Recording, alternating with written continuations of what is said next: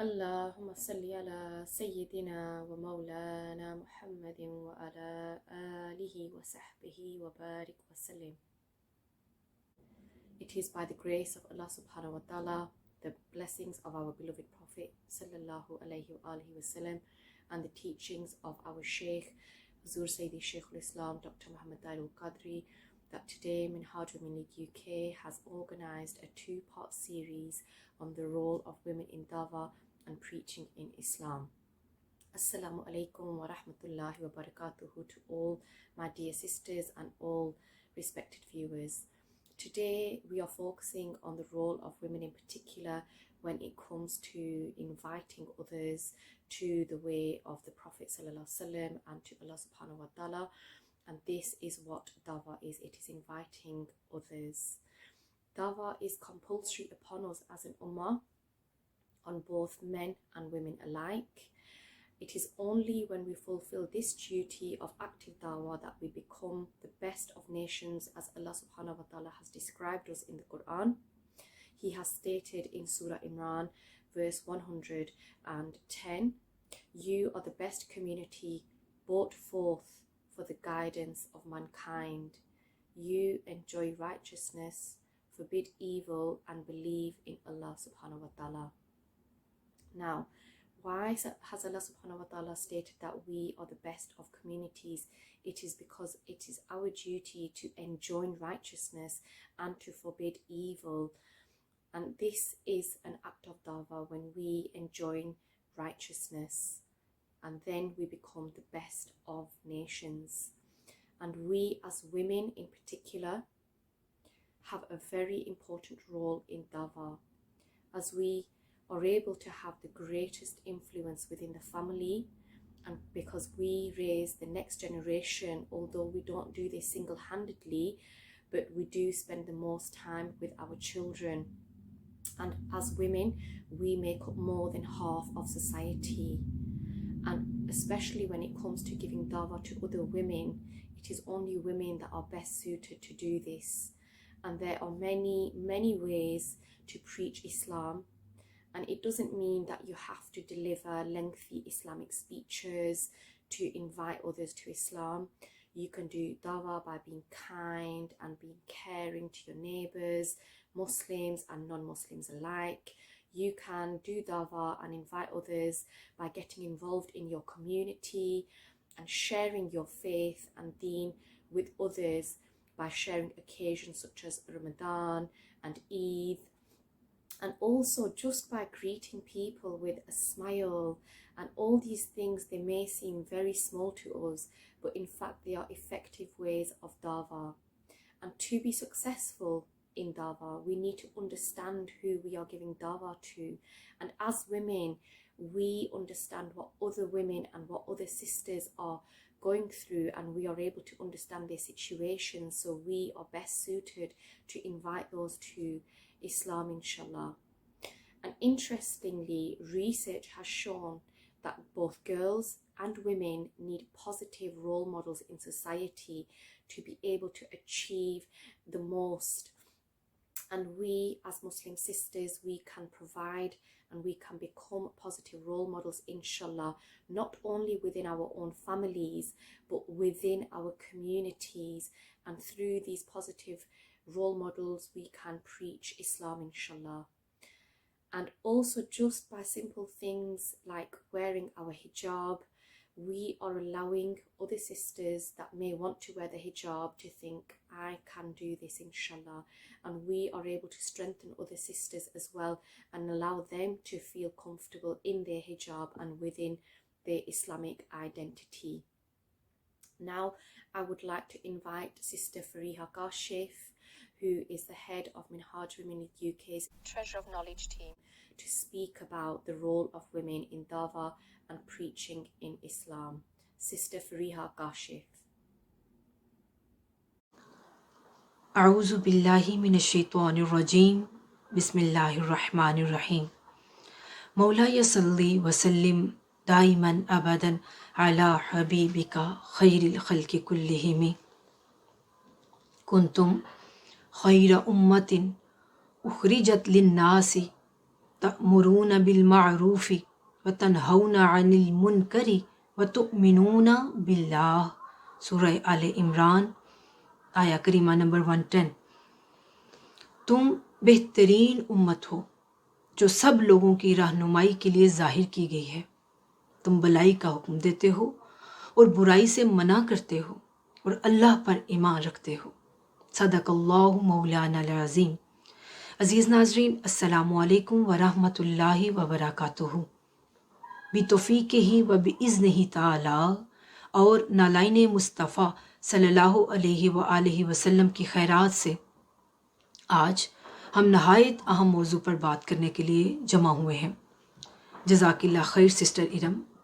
और साथ ही मैं बेहद शुक्रगुज़ार हूँ मोहतरमा नसरीन अख्तर साहिबा की कि जिन्होंने इस मौजू की अहमियत के पेश नज़र कि दावत व तबलीग दीन में हम ख़वातीन का किरदार क्या है, इस पर सीरीज़ का इनकाद किया है। अल्लाह तबारक व तआला आपकी इस सही और काविश को अपनी बारगाह में कबूल व मंजूर फरमाए, आमीन। मुअज़्ज़ज़ नाज़रीन, ये मौजू अपनी इल्मी वुसअत के लिहाज से कई जहतें लिए हुए है, लेकिन आज के दिन हम इसकी बहुत ख़ास और बहुत अहम जहत के दावत के तकाज़े और उसमें दाई या दाया के औसाफ क्या होने चाहिए, उस पर शेखुल इस्लाम डॉक्टर मोहम्मद ताहिरुल क़ादरी मदाज़िल्लाहुल आली के इफ़ादात की रोशनी में बात करेंगे। मोहतरम नाज़रीन, दावत व तबलीग दीन इस्लाम का अता करदा एक बेसिक एक्ट है और हमारे ईमान को मुकम्मल करता है, हमारे ईमान का हिस्सा है। इस अजीम अमल की अहमियत का अंदाज़ा हम इस बात से लगा सकते हैं कि ये अमल ना सिर्फ रब्बानी है, यानी अल्लाह ताला खुद सर अंजाम देता है, बल्कि ये शेवा पैगंबरी भी है। हज़रत आदम अलैहिस्सलाम से लेकर आका अलैहिस्सलाम तक तमाम अंबिया कराम और रसूल उज़्ज़ाम अलैहिमुस्सलाम इस अजीम मिशन की तकमील पर गामज़न रहे हैं। सिलसिला नबूवत ख़त्म हो जाने के बाद उम्मत मुहम्मदिया सल्लल्लाहु अलैहि वसल्लम का फरीज़ा और दावत तबलीग दीन दर हकीकत उसी पैगंबराना मिशन की तकमील और नबवी मनहज का हिस्सा है। दावत व तबलीग दीन का फरीज़ा मर्द और औरत के दरमियान किसी तफरीक का हामिल नहीं है। मुतअद्दिद नसूस और वाक़यात इस बात पर शाहिद हैं कि औरत की ज़िम्मेदारी सिर्फ़ अमूर ख़ानादारी, अपने बच्चों और अपने शोहर की जिम्मेदारियां निभाने की हद तक महदूद नहीं है, बल्कि अमर बिल मारूफ व नहीं अनिल मुनकर की जिम्मेदारी में वो मर्द के साथ बराबर की शरीक है। और दावत तो एक ऐसा अमले खैर है जिसको हर मुसलमान मर्द और औरत बतौर दाई या दाया सर अंजाम दे सकता है, ख्वाह वो पढ़ा लिखा हो या ना हो, या वो नाख्वांदा हो। जैसे किसी बीमार शख्स की अयादत को हम जाएं, किसी हस्पताल, किसी मस्जिद या किसी दीनी मरकज़ के लिए हम अपना फाइनेंशियल कंट्रीब्यूशन दें, फ़हम दीन के हुसूल के लिए हम किसी नेक मजलिस में जाएं या उस मजलिस में जाने की किसी को दावत दें, ये सब दावत के ज़िम्मे में ही आते हैं। अब दावत दीन और मार्फत दीन का फरीज़ा सर अंजाम देने के लिए हमेशा दायान हक़ की कोई जमात या गिरोह भी होता है, जिसका जिक्र कुरान मजीद की आया मुबारका में बयान किया गया है। सूरह आले इमरान की आया करीमा नंबर 104 है, जिसमें अल्लाह रब्बुल इज़्ज़त इरशाद फरमाते हैं कि वल तकुम मिनकुम उम्मतुन यदऊना इलल खैर, और तुम में से ऐसे लोगों की एक जमात ज़रूर होनी चाहिए जो लोगों को नेकी की तरफ बुलाएं, जो लोगों को खैर की तरफ बुलाएं। ये जमात लोगों को तौहीद और रिसालत और इल्म दीन की दावत देकर इनके अमाल, इनके अफ़आल और इनके अहवाल की इस्लाह करे, ताकि उनमें ज़ुहद व वरा की खुसूसियात पैदा हों, उनमें तकवा पैदा हो और वो हर किस्म की ज़लालत व गुमराही, बदअकीदगी और बदअमली से दूर हों। अब दावत वही मुयस्सर होगी जिसमें दावत देने वाला या दावत देने वाली इल्म दीन का अमली जामा हो, इल्म उसके अमल में डलकर उसकी सीरत बन जाए। आज का मौजू कि दावत दीन का काम अगर हम करना चाहते हैं या अगर हम कर रहे हैं और हम अल्लाह के बताए हुए उस गुरोह में शामिल होना चाहते हैं या शामिल हैं, तो वो दावत दीन हमसे तकाजा क्या करती है, ऐसी क्या रिक्वायरमेंट्स हैं जो कि हमें फुलफिल करनी है, اور پھر ہم میں ایسے کون سے ایٹریبیوٹس ہونے چاہیے، کون سی ایسی کوالٹیز ہونی چاہیے تاکہ ہم ایک بہترین داعیہ بن سکیں۔ تو ناظرین، بہترین داعی یا داعیہ بننے کے لیے سب سے پہلے یہ جاننا ضروری ہے کہ کن گروپ آف پیپلز کو ہم فیس کرتے ہیں، کس طرح کی پبلک کو ہم نے دعوت دینی ہے، کس طرح کے لوگوں کو ہم نے دعوت دینی ہے۔ تو مینلی ہم لوگوں کو ٹو کیٹیگریز میں ڈیوائڈ کریں گے، ایک موافق طبقہ اور ایک مخالف طبقہ۔ ایک طبقہ جو حق کو ایکسیپٹ کرتا ہے اور ایک طبقہ جو حق کو آسانی کے ساتھ ایکسیپٹ نہیں کرتا۔ اب اگر ہم پہلے طبقے پر بات کریں تو اس کو بھی حضور شیخ الاسلام نے 2 حصوں میں تقسیم کیا ہے۔ پہلا موافق طبقہ ایسا طبقہ ہوتا ہے، لوگوں کا ایک ایسا گروہ ہوتا ہے جو کہ راہ راست سے بھٹکا ہوا تھا مگر اسے حق کی تلاش تھی، حق کے ساتھ اس کا کوئی بغض نہیں ہے، کوئی عناد نہیں ہے، کوئی عداوت نہیں ہے، بلکہ لیکن کسی نے اس کو راہ ہدایت پر لانے کے لیے کوشش نہیں کی، کسی نے اسے شر سے بچانے کے لیے کوشش نہیں کی۔ اگر اسے راہ حق کی طرف دعوت دی جاتی تو وہ دعوت و تبلیغ دین کے پیغام کو قبول کرنے کے لیے تیار ہو جاتا۔ اس پہلے موافق طبقے کو دعوت دینے کے لیے قرآن مجید سورہ نحل کی آیہ کریمہ نمبر 125 میں فرماتا ہے کہ اے رسول معظم صلی اللہ علیہ وآلہ وسلم، آپ اپنے رب کی طرف حکمت کے ساتھ بلائیے۔ حکمت کا مطلب یہ ہے کہ پریچر جو ہے، جو داعی ہے، وہ مدعو کی ذہنی سطح، اس کے ماحول اور اس کے اوپر اثر انداز ہونے والے عوامل، قلبی کیفیات، اس کی نفسیاتی صورتحال کو اچھی طرح سمجھے کہ وہ کیوں بھٹکا ہوا تھا، اس کا سبب کیا ہے، کیا چیز اس پر اثر انداز ہو رہی ہے۔ داعی کو چاہیے کہ جس کو وہ دعوت دے رہا ہے اس کو اس کی فہم اور عقل کے مطابق اسے اس انداز سے دعوت دے کہ اس پر ہونے والے سابقہ تمام اثرات کو زائل کر دے۔ جس چیز سے وہ لا علم تھا اس بات کا اسے علم ہو جائے، اسے خبر اور احساس ہو جائے کہ وہ جہالت کی تاریکی میں تھا اور یہ دعوت حق ہے۔ اس کے بعد داعی معمولی چیزوں کی بجائے جو اس کے لیے زیادہ اہم ہے انہیں حکمت کے ساتھ سٹیپ بائی سٹیپ دعوت دے تاکہ اس میں طلب اور خواہش مزید بڑھے۔ مثلا اگر وہ فرائض کا تارک ہے تو داعی سیدھا سنتوں کی بات نہ کرے بلکہ پہلے فرائض کی طرف لائے، پھر سنتوں کی بات کرے اور آخر میں نوافل کا بتائے۔ جیسا کہ ایک حدیث مبارکہ سے ثابت ہے کہ ایک اعرابی آقا علیہ السلام کی بارگاہ میں حاضر ہوتا ہے اور پوچھتا ہے کہ یا رسول اللہ صلی اللہ علیہ وآلہ وسلم، مجھے بتائیں کہ اسلام کیا ہے، کیا چیز مجھ پر واجب ہے؟ تو آپ صلی اللہ علیہ وآلہ وسلم فرماتے ہیں دن اور رات میں 5 وقت کی نماز ادا کرو۔ وہ پوچھتا ہے حضور اس سے زائد کچھ نہیں؟ آپ صلی اللہ علیہ وآلہ وسلم نے فرمایا نہیں، اس سے زائد کچھ نہیں، ہاں اگر تمہارا دل چاہے کہ کوئی نفلی عبادت کروں تو کر سکتے ہو۔ پھر اس نے پوچھا حضور اس کے علاوہ مجھ پر کیا فرض ہے؟ تو آپ نے فرمایا رمضان کے روزے رکھنا۔ اس نے پوچھا اس سے زائد کچھ نہیں؟ تو آپ صلی اللہ علیہ وآلہ وسلم نے فرمایا کچھ نہیں، ہاں اگر تم نفلی روزے رکھنا چاہتے ہو تو رکھ سکتے ہو۔ اس کے بعد اس نے پوچھا کہ حضور اس کے علاوہ مجھ پر کیا فرض ہے؟ تو آپ نے فرمایا اگر تم صاحب نصاب ہو تو اپنے مال کی زکوٰۃ دینا۔ اس نے عرض کیا اس سے زائد کچھ نہیں؟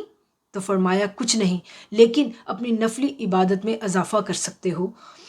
یہ سن کر وہ شخص واپس جانے کے لیے مڑا اور اس نے کہا اللہ گواہ ہے جو کچھ آپ نے بتایا میں وہ کروں گا اور اس سے زائد کچھ نہیں کروں گا۔ تو آقا علیہ السلام نے صحابہ کرام رضوان اللہ اجمعین سے فرمایا اگر یہ شخص اپنے دعویٰ میں سچا ہے تو یہ فلاح پا گیا۔ سبحان اللہ۔ اب دوسرا موافق طبقہ عام آدمی کا ہے جسے سائنس، فلسفہ، علم، حکمت اور اونچے درجے کی دماغی باتوں سے غرض نہیں ہے، بلکہ اس پر قلب اور جذبات کی باتیں وہ کیفیات اثر کرتی ہیں۔ اس طبقہ کے لیے قرآن مجید فرماتا ہے سورہ نحل کی ہی آیہ کریمہ نمبر 125 میں کہ اور عمدہ نصیحت کے ساتھ والموعظۃ الحسنہ، عمدہ نصیحت کے ساتھ، یعنی داعی مدعو کو موعظ حسنہ، اچھی، عمدہ اور مؤثر نصیحت کے ساتھ اس طرح دعوت دے کہ اس کی بات نہ صرف اس کے دل پر اثر انداز ہو بلکہ اس کے جذبات اور احوال کو بھی بدل دے۔ تو معزز ناظرین، اب ہم بات کریں گے مخالف طبقے کی۔ مخالف طبقہ ایسا طبقہ ہے جو کہ دین سے بغض رکھتا ہے، عناد رکھتا ہے، عداوت رکھتا ہے، جو کہ دین کی بات سننا ہی نہیں چاہتا اور وہ نصیحت کو سننا نہیں چاہتا۔ ایسے طبقے کو دعوت دینے کے لیے قرآن مجید کی سورہ نحل کی آیہ کریمہ نمبر 125 میں ہی بتایا گیا ہے۔ اللہ رب العزت فرماتے ہیں، اور ان سے بحث بھی ایسے انداز میں کیجیے جو نہایت حسین ہو۔ اس طبقے کے ساتھ دائی عمدہ انداز کے ساتھ ڈیبیٹ کرے۔ اب مذکورہ آیت میں جو الفاظ ہم دیکھتے ہیں کہ باللتی ہی احسن سے مراد بھی یہی ہے کہ صرف عمدہ طریقے سے نہیں بلکہ نہایت احسن طریقے کے ساتھ مخالف سے بات کی جائے، کیونکہ قرآن مجید نے دائی کے لیے شرط لگا دی ہے کہ جب وہ مخالف سے بات کرے تو اس کو نہ تو للکارے، نہ اس سے جھگڑا کرے، نہ اس پر تہمت لگائے، نہ اس پر فتویٰ بازی کرے، نہ اس کا بیہیویئر جو ہے وہ انسلٹنگ ہو، اس کی ٹون انسلٹنگ ہو، اور نہ اسے اسلام سے خارج کرے۔ بلکہ اگر وہ غیر مسلم ہے تو بات کا آغاز یہاں سے نہ کرے کہ تم کافر ہو، مشرک ہو، اور تم تو سیدھا جہنم میں جائیں گے اور ہم جنت میں جائیں گے۔ نہیں، ایسے افراد سے بات کرنے کے لیے بھی قرآن مجید ہمیں واضح طور پر نصیحت کرتا ہے اور بتاتا ہے کہ سورہ آل عمران کی ہی آیہ کریمہ نمبر 64 میں ہے کہ آپ فرما دیں اے اہل کتاب، تم اس بات کی طرف آ جاؤ جو تمہارے اور ہمارے درمیان یکساں ہے، کامن ہے، وہ یہ کہ ہم اللہ کے سوا کسی کی عبادت نہیں کریں گے اور ہم اس کے ساتھ کسی کو شریک نہیں ٹھہرائیں گے، اور ہم میں سے کوئی ایک دوسرے کو اللہ کے سوا رب نہیں بنائے گا۔ پھر اگر وہ روگردانی کریں تو کہہ دو، گواہ ہو جاؤ کہ ہم تو اللہ کے تابع فرمان مسلمان ہیں۔ یعنی دعوت دینے والا ڈفرینسز سے بات کا آغاز نہ کرے، بات کو سٹارٹ نہ کرے، بلکہ کامنالٹیز پر بات کرے، اس کو قریب لائے، اس کے اندر سننے کی گنجائش پیدا کرے تاکہ اسے یقین ہو جائے کہ یہ متنفر کرنے والا نہیں ہے، یہ سخت گیر نہیں ہے، یہ میری فکر اور احوال سے واقف ہے، میری کچھ باتوں کو اچھا جانتا ہے۔ بالآخر جو دعوت سننے والا ہے وہ اس درجہ تک پہنچ جائے کہ دائی کی بات سننے اور سمجھنے کے لیے ذہنی طور پر تیار ہو جائے۔ اس کے بعد دائی دلیل کے ساتھ بات کرے تاکہ اس کا دل و دماغ حق کی طرف منتقل ہو سکے۔ دوران دعوت دائی کے قلب و نظر میں وسعت ہونی چاہیے کہ اگر مدعو کچھ باتوں پر اختلاف کرتا ہے، ڈیبیٹ کرتا ہے، تو اسے اختلاف کی گنجائش دے، لیکن اپنی دلیل اور طرز عمل سے اس کی سوچ اور اس کے رویے کو بدلنے کی حتی المقدور کوشش کرے اور پھر معاملہ اللہ پر چھوڑ دے۔ اس دوران جو دعوت دینے والا ہے، جو ایڈریس کر رہا ہے، جو پریچر ہے، اس کا ڈیبیٹ کرنے کا انداز جتنا عمدہ ہوگا اس میں اتنی ہی خیر ہوگی۔ تو ناظرین، اب ذہن میں یہ سوال آتا ہے کہ اگر مخالف طبقہ ہماری دعوت کو رد کر دے، دائی کی دعوت کو قبول کرنے سے انکار کر دے، تو اس صورت میں اسلام ہمارے لیے کیا حکم دیتا ہے؟ تو مخالف طبقے کو دین کی دعوت پہنچانے کے لیے ہمارے انداز کلام میں بہت ڈیسنسی، بہت تہذیب، بہت شائستگی اور لطافت ہونی چاہیے، اور ہونا یہ چاہیے کہ ہم اپنی ڈیبیٹ کا اینڈ جو ہے وہ نہایت خوبصورت انداز سے کریں۔ پھر بھی اگر وہ دعوت کو رد کر دیں تو ایسی صورت میں ہمارا کیا رویہ ہونا چاہیے، ہمارا ری ایکشن کیا ہونا چاہیے؟ تو اس حوالے سے قرآن مجید سورہ آل عمران کی ہی آیہ کریمہ نمبر 20 میں ہمیں بتاتا ہے کہ اے حبیب، اگر پھر بھی آپ سے جھگڑا کریں تو فرما دیں کہ میں نے اور جس نے بھی میری پیروی کی اپنا روئے نیاز اللہ کے حضور جھکا دیا ہے، اور آپ اہل کتاب اور ان پڑھ لوگوں سے فرما دیں کیا تم بھی اللہ کے حضور جھکتے ہو، یعنی اسلام قبول کرتے ہو؟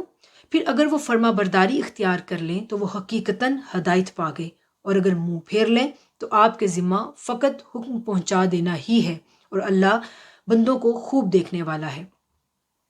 اب اس آیہ مبارکہ میں دعوت دینے سے لے کر اس کی قبولیت اور رد ہونے کے تمام جو مراحل ہیں ان کو بخوبی اور واضح انداز میں ہمیں بتا دیا گیا ہے کہ جب دائی اپنی حکمت کے ساتھ تمام دلائل دے چکے، اپنی بات کو آسن انداز سے پہنچائے، اپنی بات کا اینڈ بڑے آسن انداز سے کر چکے، تو پھر اس سے پوچھے کہ کیا تم اب اسلام قبول کرتے ہو؟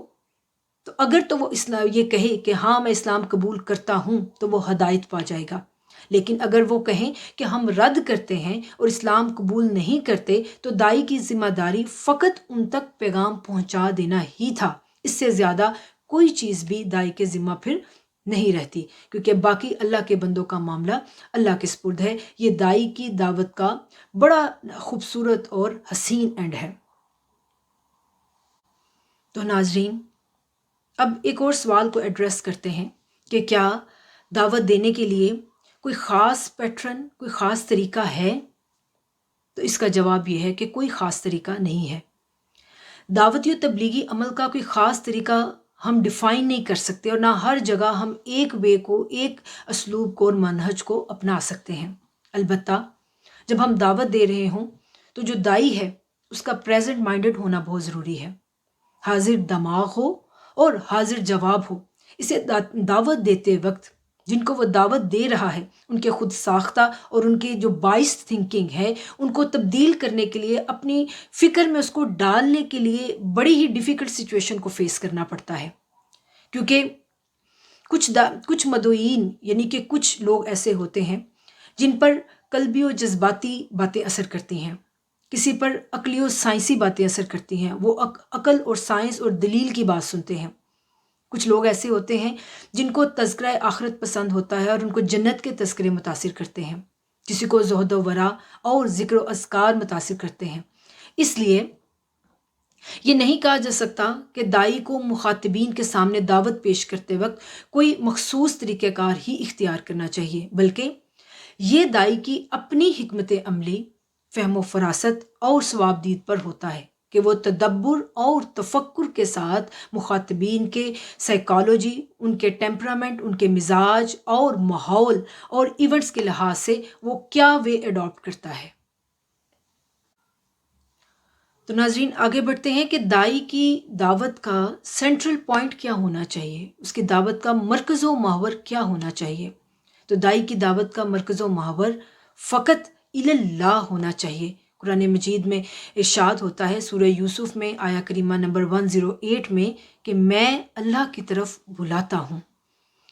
مذکورہ آیہ مبارکہ میں داعی کا ایک اور اہم وصف اور شرط یہ ہے کہ اس کی دعوت فقط اللہ ہو، اس کی دعوت میں بے نیازی، صدق اور اخلاص ہو، اور وہ اللہ اور اس کے رسول کی رضا کے لیے یہ سب کر رہا ہو، کیونکہ اگر ذاتی مفاد، جاہ و منصب، لوگوں کو اپنی طرف راغب کرنے اور دوسروں کے سامنے اپنا علمی روب جاڑنے اور علمی دبدبہ ثابت کرنے کا خیال بھی ذہن میں آ جائے تو وہ دعوت دین نہیں رہے گی، بلکہ وہ ادعو الی نفسی بن جائے گی، یعنی وہ لوگوں کو اپنے نفس کی طرف بلا رہا ہوگا، جبکہ اللہ تعالیٰ نے ایک راہ متعین کر دی ہے کہ دعوت دین صرف یہ ہے کہ ذاتی غرض اور نفسانی خواہشات سے بالا تر ہو کر وہ صرف اپنے ہر قول و فعل اور عمل کی سمت اللہ کی طرف رکھے۔ پھر جو شخص دعوت و تبلیغ میں ہر قسم کی نفسانی خواہشات سے جتنا زیادہ بے غرض ہوتا چلا جاتا ہے تو اللہ تعالیٰ اتنی زیادہ اس کی عزت اپنے ذمے لے لیتا ہے۔ اللہ تعالیٰ پھر اس شخص کا مرتبہ اتنا ہی زیادہ بلند فرما دیتا ہے، اور جو لوگوں کو اللہ کی طرف بلاتا ہے تو اللہ پھر خود لوگوں کو اس کی طرف بھیجتا ہے۔ تو یہی ایک نظام قدرت ہے۔ تو ناظرین، یہ کہ داعی ہونے کی پہلی کنڈیشن کیا ہے، ہم ایسا کیا کریں کہ ہمیں پتہ لگ جائے کہ ہم داعی ہیں؟ تو داعی ہونے کی پہلی شرط یہ ہے کہ وہ سراپا خیر ہو، اس کے اندر شر کے لیے کوئی گنجائش نہ ہو، برائی کے لیے گنجائش نہ ہو، اس کی سوچ اور اس کی زبان سے شر ادا نہ ہو، اس کا نفس ہر قسم کے شر، مثلا گالی گلوچ، بغض، اناد، توہین، تحقیر، تذلیل، لڑائی جھگڑا کرنا، ان سب چیزوں سے اس کا نفس پاک ہو، اس کی ساری دعوت خیر کی طرف ہو، جیسا کہ ارشاد باری تعالیٰ ہے سورہ آل عمران کی آیہ کریمہ نمبر 104 میں کہ جو لوگوں کو نیکی کی طرف بلائیں۔ اب مذکورہ والا قرآنی کلمہ کا فوکس اس بات پر ہے کہ داعی کی ساری دعوت جو ہے وہ خیر کی طرف ہو، وہ جو عمل کرے اس کا نتیجہ سراپا خیر نکلے، یہی داعی کی پہلی شرط ہے۔ تو ناظرین، اب ہمیں یہ دیکھنا ہے کہ کون سے ایسے ایٹریبیوٹس اور کون سی ایسی کوالٹیز ہیں جو کہ ہماری دعوت کو مؤثر بناتی ہیں، افیکٹو بناتی ہیں۔ تو ان کوالٹیز پر اگر ہم نگاہ دوڑائیں تو قرآن کی روشنی میں ہی آج ہم دیکھیں گے کہ سب سے پہلی چیز جو ہر کسی میں یا دائی میں ضرور ہونی چاہیے وہ یہ ہے کہ اخلاص نیت، پیورٹی آف انٹینشنز، ہماری نیت خالص ہو۔ دائی کے اقوال و افعال خلوص نیت پر مبنی ہونے چاہیے، کیونکہ اخلاص کے ساتھ تھوڑا عمل بھی موجب خیر و برکت ثابت ہوتا ہے۔ اللہ رب العزت سورہ الصافات کی آیہ کریمہ نمبر 40 میں بتاتے ہیں، ہاں مگر اللہ کے وہ برگزیدہ و منتخب بندے جنہیں نفس اور نفسانیت سے رہائی مل چکی ہے۔ تو دوسرا جو ایٹریبیوٹ اور دوسری کوالٹی جو ہے وہ دائی میں ہونی چاہیے وہ سراپا تقویٰ۔ دائی کے لیے لازم ہے کہ وہ نفس کو گناہ سے بچائے اور زندگی کا ہر لمحہ کوشش کرے کہ وہ اللہ تعالیٰ کے احکام کی بجا آوری میں بسر کرے، وہ قولاً اور فعلاً آقا علیہ الصلوۃ والسلام کی اقتداء میں اپنی زندگی بسر کرے، کیونکہ صاحب تقویٰ کو جب وہ دائی بنتا ہے تو اللہ تعالیٰ پھر اس کو نہ صرف اپنی معیت عطا فرماتا ہے بلکہ متقین سے بھی ایک درجہ بلند کر کے ایسے شخص کو اللہ تعالیٰ صاحبان احسان میں اس کا شمار کرتا ہے۔ قرآن مجید میں ارشاد ہوتا ہے سورہ النحل کی آیہ کریمہ نمبر 128 میں کہ بے شک اللہ ان لوگوں کو اپنی معیت خاص سے نوازتا ہے جو صاحبان تقویٰ ہوں، وہ لوگ جو صاحبان احسان ہوں۔ اس لیے دائی کو ایسا ناصح ہونا چاہیے کہ اس کا طرز عمل اور اس کی طرز دعوت نصیحت، خلوص اور اخلاص پر مبنی ہو۔ وہ ہمیشہ لوگوں کے ساتھ اچھا برتاؤ کرے، نیکی والا برتاؤ کرے، وہ ڈیبیٹنگ سٹائل نہ اس کا ہو، جرا کرنے والا نہ ہو، دل توڑنے والا اس کا سٹائل نہ ہو، کریٹیکل سٹائل اس کا نہ ہو، بلکہ اس کی طبیعت میں محبت ہو، شفقت ہو، نرمی ہو، عدل ہو اور اعتدال ہو، یعنی وہ سراپا تقویٰ اور محسن ہو۔ تیسرا ایٹریبیوٹ اور کوالٹی جو دائی میں ہونی چاہیے وہ ہے شخصی وجاہت، اس کا ویل پرسنالٹی ہونا۔ مگر ظاہری حسن و جمال جو ہے وہ ایک حد تک تو اٹریکٹ کر سکتا ہے، لیکن اگر اس کا کردار اچھا نہیں ہے تو اس کی اچھی صورت اور اس کا ویل پرسنالٹی ہونا بھی کسی کام کا نہیں آتا۔ لہٰذا جو دعوت وہ دوسروں کو دے اس کا عکس اس کے اپنے کردار میں بھی نظر آنا چاہیے۔ قرآن حکیم میں ارشاد ہوتا ہے سورہ یوسف کی آیہ کریمہ نمبر 108 میں کہ میں بھی اور وہ شخص بھی جس نے میری اتباع کی۔ اس آیہ مبارکہ سے میں بھی، اس سے مراد یہ ہے کہ وہ جس عمل کی دعوت دے رہا ہے پہلے خود اس پر عملاً استقامت کے ساتھ قائم ہو، اس بصیرت کی روشنی اس کے یعنی جو وہ بات کر رہا ہے اس بصیرت کی روشنی اس میں بھی نظر آئے، اس کی زندگی میں نظر آئے۔ لہٰذا دائی میں شخصی وجاہت کے ساتھ ساتھ کردار کا پایا جانا بھی بے حد ضروری ہے۔ نمبر 4، حسن خلق۔ دائی کے لیے ضروری ہے کہ وہ اخلاق حسنہ سے اپنے آپ کو مزین کرے، کیونکہ سیرت و کردار سے بڑھ کر کوئی دولت نہیں ہے، کوئی دعوت نہیں ہے۔ وہ جس کسی سے بھی ملے بڑے ہی اچھے انداز سے ملے، بڑے پرتپاک انداز سے ملے، بڑے اسمائلنگ فیس سے ملے کہ دوبارہ ہر شخص اس سے ملنے کی خواہش کرے، اس کے چہرے پر مسکراہٹ رہے۔ اس لیے خوش خلقی کا پہلا مظہر حسن گفتار ہے، یعنی گفتگو کا انداز اچھا ہو۔ ارشاد باری تعالیٰ ہے سورہ بقرہ کی آیہ کریمہ نمبر 83 میں، اور عام لوگوں سے بھی نرمی اور خوش خلقی کے ساتھ نیکی کی بات کہنا۔ لہٰذا عبادات، معاملات اور اخلاقیات میں دائی سراپا صالحیت ہو اور اخلاق سیئہ مثلاً بخل، چغلی، غیبت، جھوٹ، تکبر وغیرہ سے وہ کاملاً پرہیز کرنے کی کوشش کریں، کسی کو اپنے سے حقیر نہ جانے، کسی میں نقص نہ نکالے، کسی کا راز فاش نہ کرے۔ جتنا دائی خود ان عیبوں سے پاک ہوگا اتنا ہی اس کی دعوت جو ہے وہ افیکٹو ہوگی اور لوگوں کے دلوں پر اثر کرے گی۔ پانچویں بات یہ کہ وہ ہمبل ہو، متواضع ہو، منکسر المزاج ہو۔ تواضع اور انکساری دائی کا اہم ترین وصف ہے، اسے احساس برتری اور نفس کے حملوں سے بچانے کے لیے ایک اسلحہ کا کام دیتا ہے۔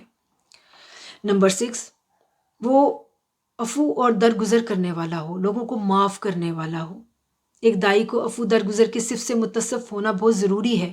وہ کوئی برائی کا بدلہ برائی سے نہ دینے والا ہو، بلائی سے دینے والا ہو، اچھائی سے دینے والا ہو۔ زیادتی و ظلم پر عفو درگزر کا عملی مظاہرہ پیش کرتے ہوئے معاف کر دے، اپنی دعوت و تبلیغ کے عمل کو تسلسل کے ساتھ جاری رکھے، کیونکہ دائی کو اللہ رب العزت ارشاد فرماتے ہیں سورہ آل عمران کی آیہ کریمہ نمبر 159 میں، سو آپ ان سے درگزر فرمایا کریں اور ان کے لیے بخشش مانگا کریں۔ سبحان اللہ۔ ہمارا 7واں وصف جو ہے، جو دائی کے لیے ہونا بہت ضروری ہے، اس کی جو کوالٹی ہے وہ صداقت ہے، سچائی ہے، راست گوئی ہے۔ راست گوئی اور سچائی دائی کے لیے بہت زیادہ ضروری ہیں۔ وہ اپنے آپ سے ہمیشہ سچ بولنے، جھوٹ سے گریز کرنے، بدی سے بچنے اور نیکی اختیار کرنے کا عہد کرے۔ اس کے نتیجے میں اس کی سیرت و کردار میں پختگی آئے گی۔ یہی کردار ایک کامیاب دائی کا اثاثہ ہے۔ دائی جن صفات سے متصف ہوتا ہے ان کا ذکر سورہ آل عمران کی آیہ کریمہ نمبر 17 میں بھی آتا ہے کہ یہ لوگ صبر کرنے والے ہیں اور قول و عمل میں سچائی والے ہیں اور ادب و اطاعت میں جھکنے والے ہیں اور اللہ کی راہ میں خرچ کرنے والے ہیں اور رات کے پچھلے پہر اٹھ کر اللہ سے معافی مانگنے والے ہیں۔ سبحان اللہ۔ صبر و استقامت، دائی کو صبر و استقامت کے صف سے متصف ہونا چاہیے تاکہ دین کی دعوت و تبلیغ کے سلسلہ میں پیش آمدہ مصائب و آلام، تنگی و ترشی اور ناسازگار حالات کا پامردی سے مقابلہ کر سکے، دین کے کام کو آگے بڑھانے میں سستی اور کم ہمتی نہ دکھائے۔ اس کی تمام تر توجہ اس مقصد کی طرف ہونی چاہیے جس کے لیے وہ اس قدر محنت اور مشقت کر رہا ہے۔ اسے اللہ تعالیٰ کا وہ فرمان پیش نظر رکھنا چاہیے جس میں اس نے اپنے محبوب سے خطاب کرتے ہوئے یہ تسلی آمیز کلامات ارشاد فرمائے سورہ نحل کی آیہ کریمہ نمبر 127 میں، اور اے حبیب مکرم صلی اللہ علیہ وآلہ وسلم، صبر کیجیے اور آپ کا صبر کرنا اللہ ہی کے ساتھ ہے، اور آپ ان کی سرکشی پر رنجیدہ خاطر نہ ہوا کریں، اور آپ ان کی فریب کاریوں سے اپنا کشادہ سینہ میں تنگی بھی محسوس نہ کیا کریں۔ سبحان اللہ۔ یعنی دائی دوران دعوت کبھی یہ توقع نہ کرے، کبھی ایکسپیکٹ نہ کرے کہ اس کی بات مان لی جائے گی یا اس کی دعوت قبول کر لی جائے گی یا اس کی دعوت کا 100% رزلٹ نکلے گا، بلکہ ممکن ہے کہ اس کی دعوت مکمل طور پر ٹھکرا دی جائے، رد کر دی جائے، اسے برا بھلا کہا جائے، اس پر تہمت لگائی جائے، اس پر الزامات کی بچھاڑ کی جائے، اس کی کردار کشی کی جائے، اور اسے پھر اس سے بڑھ کر یہ کہ اسے نقصان بھی پہنچایا جائے۔ ایسی صورت میں دائی کے لیے لازم ہے کہ وہ کسی قسم کا ریئیکشن شو نہ کرے، مکمل طور پر استقامت کے ساتھ صبر کا مظاہرہ کرے، کیونکہ قرآن مجید کی مذکورہ آیت کی روح سے اس کا صبر اللہ کے لیے ہے اور اللہ ہی کے ساتھ ہے۔ لہٰذا وہ لوگوں کی سازشوں اور دھوکہ دہی سے مایوس اور غم زدہ نہ ہو، بلکہ وہ اللہ تعالیٰ کی محبت بھرے الفاظ سن کر اپنی تمام مشکلات پر صبر کرے، اور وہ وسیع القلب ہو اور وہ وسیع العزم ہو۔ نامی خوبی جو اس میں ہو کہ اس کی ول پاور بہت اسٹرانگ ہو، اس کی قوت ارادی جو ہے وہ بہت زیادہ مضبوط ہو، کیونکہ قوت ارادی ہی وہ وصف ہے جس کو بروئے کار لا کر وہ اپنے ذاتی میلان یا رجحان سے دستبردار ہو جاتا ہے، ڈیویٹ ہو جاتا ہے، اور دائی کے اعمال کی بنیاد اکثر و بیشتر ارادی افعال پر مبنی ہوتی ہے، جس کی وجہ سے کبھی کبھی وہ اپنا راستہ اور منزل نہیں بدلتا، بلکہ وہ ہمیشہ باصول اور مستقل مزاج رہتا ہے۔ تو اس کی ول پاور اسٹرانگ ہونا بہت ضروری ہے۔ اور سب سے آخر پر یہ کہ ایک دائی کے لیے ضروری ہے کہ وہ وقت ضرورت دین کی خاطر جان تک قربان کرنے سے بھی دریغ نہ کرے۔ جب تک ایک دائی کے اندر اپنے دین کے لیے عصبیت و حمیت نہ پائی جائے وہ کامیاب دائی نہیں ہو سکتا۔ تو ناظرین، اب ہم یہ دیکھتے ہیں کہ جو دعوت دینے والا ہے، دین کی طرف لوگوں کو بلانے والا ہے، دین کی طرف رغبت دلانے والا ہے، اللہ تعالیٰ کے ہاں اور آقا علیہ الصلوۃ والسلام کے ہاں اس شخص کا مقام و مرتبہ کیا ہے۔ تو سب سے پہلے اگر ہم دیکھیں تو دائی جو بہت زیادہ پیار سے بات کرتا ہے، بہت زیادہ مسکرا کر بات کرتا ہے، اس کے جو خوش گفتاری ہے اس کو بڑا ہی قابل تعریف گردانا گیا ہے۔ تو قرآن مجید میں اگر ہم دیکھتے ہیں تو اللہ رب العزت ارشاد فرماتے ہیں، اور شخص سے زیادہ خوش گفتار کون ہو سکتا ہے جو اللہ کی طرف بلائے اور نیک عمل کرے اور کہے بے شک میں اللہ اور رسول صلی اللہ علیہ وآلہ وسلم کے فرما برداروں میں سے ہوں۔ سبحان اللہ۔ تو اگر ہم دیکھیں تو دائی کے لیے اجر و ثواب بھی بہت زیادہ ہے۔ دائی کے لیے اللہ تعالیٰ نے بے شمار جزائے خیر اور صلہ رکھا ہے۔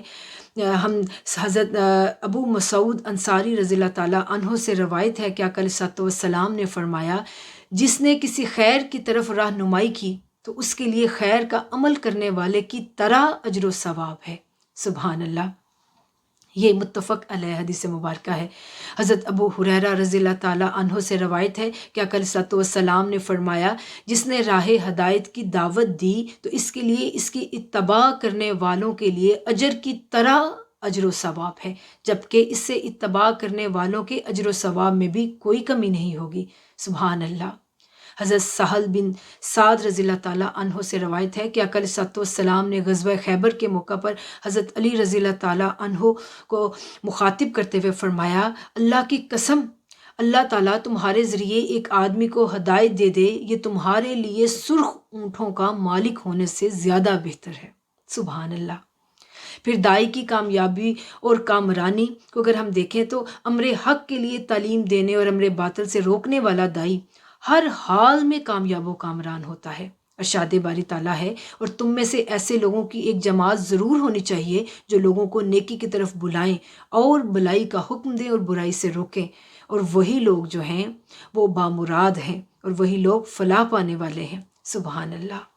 تو معزز ناظرین، اب ہمیں یہ دیکھنا ہے کہ دائی جو ہے وہ نفسیاتی اعتبار سے مختلف قسم کے مزاج کے لوگوں کے ساتھ کیسے ڈیل کرے اور کیسے ان کو دعوت دے، وہ اپنی دعوت و تبلیغ کو کیسے افیکٹو بنا سکتا ہے۔ وہ 3 طرح کے لوگوں سے اس کا واسطہ پڑتا ہے۔ سب سے پہلے علمی مزاج کے حامل لوگوں سے اس کا واسطہ پڑ سکتا ہے۔ تو علمی مزاج کے حامل جو لوگ ہوتے ہیں وہ علمی مجالس میں دلائل کو پریفر کرتے ہیں۔ دلائل کی نوعیت، ان کی اقسام اور ان کی ترتیب و تدوین سے انہیں ایک طرح کی سیٹسفیکشن ہوتی ہے۔ وہ ایسے پریچر کو پسند کرتے ہیں، وہ ایسے دائی کی بات سننا پسند کرتے ہیں جو اسلام اور جدید سائنسی موضوعات پر دلائل کے ساتھ گفتگو جس کو کرنا آتی ہو، مثلاً قرآن اور سائنس کی روشنی میں تخلیق کائنات کی معلومات رکھتا ہو۔ اسلام کی جو پیور ٹرمز ہیں ان کی وضاحت وہ آج کے جدید زبان میں کر سکے۔ پھر اسلام اور جدید سائنس میں جو گیپ ہے وہ اس کو فلفل کرنا جانتا ہو۔ ہمارا آج کا جو ماڈرن اکنامک سسٹم ہے اس کو اسلام کے اکنامک سسٹم سے وہ ریلیٹ کرے، اور آج کے ماڈرن اکنامک سسٹم میں جو خرابیاں ہیں ان کی ریفارمز جو ہے وہ اسلام سے ثابت کرے اور اسلام سے پیش کرے۔ اس مقصد کے لیے دائی کو جدید علمی اور سائنسی موضوعات پر اپنی گرفت مضبوط کرنا ضروری ہے۔ پھر ہمیں فکری مزاج کے حامل لوگ ملتے ہیں۔ ایسے لوگ جو ہوتے ہیں وہ امیجنری ٹائپ کے ہوتے ہیں، فلسفیانہ طرز فکر میں رغبت رکھتے ہیں۔ یہ تخیل پسند مدعین جو ہیں وہ دلائل کی بجائے فلسفیانہ گفتگو اور تصورات کو پسند کرتے ہیں۔ یہ شعوری سطح پر اپنے ارد گرد کے ماحول سے اپنی آبزرویشن کی بیس پر بہت سارے سوالات اکٹھے کر کے اور پھر ان پر سوچ و بچار کرنا پسند کرتے ہیں۔ ایسے جو لوگ ہوتے ہیں ان کے لیے دائی اسلام سے متعلقہ فکری موضوعات پیش کریں، مثلاً اسلام انسانیت کی فکری سطح پر کیا رہنمائی مہیا کرتا ہے، اسلام فکری سطح پر دنیا کے باقی مذاہب اور فلسفیانہ طرز زندگی سے کس طرح بیٹر ہے۔ یہ ایک ایسا موضوع ہے جس پر دائی کا معیاری فکری مضامین پر گرفت ہونا بہت ضروری ہے۔ نمبر 3 کے جذباتی مزاج کے حامل لوگ جب ہمیں ملیں تو یہ ایسے لوگ ہوتے ہیں، انہیں نہ تو دلائل سے غرض ہوتی ہے نہ ہی وہ تصورات کی جستجو کی شعوری کوشش کرتے ہیں۔ یہ صرف عشق حقیقی کے طلبگار ہوتے ہیں۔ ان کے سامنے اسلام کی تاریخ عشاق رکھی جائے، ان کے سامنے صحابہ کرام کی آقا علیہ السلام سے محبت کے واقعات رکھے جائیں، اور پھر ایسے واقعات جب رکھتے ہیں تو وہ زیادہ اٹریکٹ ہوتے ہیں۔ تو ناظرین، ایسے ذوق کے حامل لوگوں کے لیے اسلام کی مؤثر دعوت و تبلیغ کے لیے دائی کو نہ صرف اس موضوع پر سیر حاصل گفتگو کا ملکہ حاصل ہو، بلکہ خود اس کی اپنی شخصیت میں بھی عشق الہی ہو اور آقا علیہ السلام کی محبت کی تڑپ اس کے دل میں بہت زیادہ ہو۔ ناظرین، اسی بات کو جب ہم آگے بڑھاتے ہیں تو ایک اور سوال ہمارے ذہنوں میں آتا ہے کہ جب ہم دعوت دینے کے لیے نکلیں تو ہم کس ترتیب سے دعوت کو دیں، کن سٹیپس کو فالو کریں، کیا آرڈر کیا ہونا چاہیے ہماری دعوت کا۔ تو دعوت و تبلیغ کا جو عمل ہے اس کی کئی ڈائمینشنز ہیں، اور یہ ایک تدریجی عمل ہے، سٹیپ بائی سٹیپ اس کو لے کر چلنا پڑتا ہے۔ اگر ہم اس کو سٹیپ بائی سٹیپ نہیں لے کر چلیں گے تو اس میں کبھی حسن و خوبی اور استحکام پیدا نہیں ہوگا، بلکہ اس میں بگاڑ اور انتشار پیدا ہونا شروع ہو جائے گا۔ تو ناظرین، پھر ہم وہ کیا آرڈر ہے جس کو فالو کریں، وہ یہ کہ وہ ایک نیچرل آرڈر ہے جس کو فالو کرنا ہمیں چاہیے، اور اگر ہم اس کو فالو کرتے ہیں تو ہماری دعوت مؤثر ثابت ہوتی ہے۔ وہ نیچرل آرڈر کیا ہے کہ اصلاح کا آغاز سب سے پہلے ہم اپنی ذات سے کریں، ہم اپنی ذات پر محنت و مجاہدہ کریں، ریاضت کریں، اپنی ذات کو نفس کی علائشوں سے پاک کریں، خود کو ہم اپنے کردار کو اعلیٰ کریں، خود کی تنہائی کو پاک کریں، خود کو اعلیٰ سنگتوں کے ساتھ جوڑیں، اور جب نفس اطاعت اور تسلیم و رضا کے راستے پر چل پڑے تو پھر دوسروں کی اصلاح کی طرف متوجہ ہوں۔ یہ تو تھا پہلا سٹیپ۔ دوسرا سٹیپ یہ کہ اہل خانہ کو اللہ تعالیٰ کی سرکشی اور نافرمانی سے ہم بچائیں، یعنی دوسرے سٹیپ پر پہلے اپنی ذات کی اصلاح سے آغاز کریں، اس کے بعد ہم اپنی فیملی کی اصلاح کریں۔ اس ضمن میں ہر ایک سے باز پرس کی جائے گی، یہ ہر ایک کا فرض ہے۔ ہر شخص جو ہے، چاہے وہ دائی بننا چاہتا ہے یا نہیں بننا چاہتا، اپنی ذات کی اصلاح اور اپنی فیملی کی ذات کی اصلاح ہر شخص پر فرض ہے، کیونکہ قرآن مجید میں ہے کہ اے ایمان والو، اپنے آپ کو اور اپنے اہل و عیال کو اس آگ سے بچاؤ۔ ہر شخص اپنے اہل و خانہ سے محبت، شفقت کے جذبات کا اظہار کرتا ہے، تو پھر کوئی بھی شخص یہ نہیں چاہتا کہ وہ خود تو جنت میں جائے اور آخرت میں اس کی فیملی جو ہے وہ عذاب آخرت میں گرفتار ہو جائے اور وہ جہنم میں جلے۔ تو ہر شخص کو چاہیے کہ وہ اپنی فیملی پر محنت کرے، اور اگر افہام و تفہیم اور محبت کے ساتھ وہ راہ راست پر نہیں آتے تو پھر تنبیہ کا انداز بھی اختیار کرنے میں کوئی حرج نہیں ہے۔ اب تیسرا جو آرڈر ہے جس کو ہم نے ملحوظ خاطر رکھنا ہے وہ یہ کہ اس کے بعد ہم اپنے ریلیٹیوز کی اصلاح کریں۔